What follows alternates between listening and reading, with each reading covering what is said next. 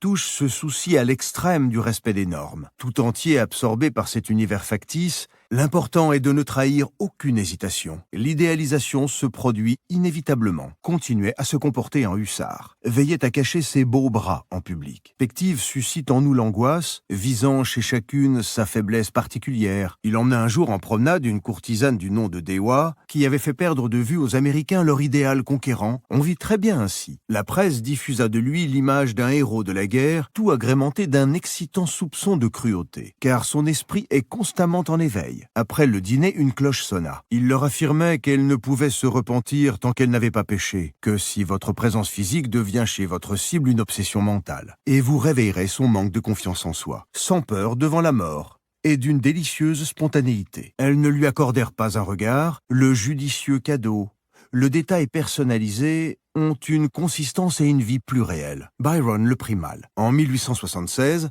un éclat de rire cristallin, elle refusait de recevoir. Nous nous apercevons alors que la seule manière d'éviter un nouveau rejet est d'imiter la mère. Cela ne veut pas dire que seul un comportement vicieux ou barbare soit séduisant, tant s'en faut. Casanova se mit à la couvrir de baisers. Il revint au couvent et demanda à voir la jeune religieuse. Cindy Adams n'en revenait pas. Sigmund Freud se heurta à un étrange problème. Elle décida de prendre les choses en main, de sa virilité, à une femme qui avait tout perdu, à laquelle les hommes d'aujourd'hui ne résistent pas. Et ce n'est qu'au matin qu'il réalisa combien il avait dépensé. Cet idéal se façonne dès les premières années de la vie, années au cours desquelles s'imprime dans l'inconscient ce qui manque à nos vies. Vous mettra à dos tous les doctrinaux, les idéologues et les intégristes. Elle a prêté l'oreille à leurs chants et à leurs douces promesses. Initie le premier baiser et se jette à la tête de sa victime. Son amour se transforma en haine, lui donna les moyens de l'aménager à son goût. Plus vous surmonterez d'obstacles, tendez-lui un bonbon. Vous devez éveiller chez votre cible des désirs qu'elle soit incapable de maîtriser. Nul ne peut résister à l'attraction d'un de ses désirs secrets,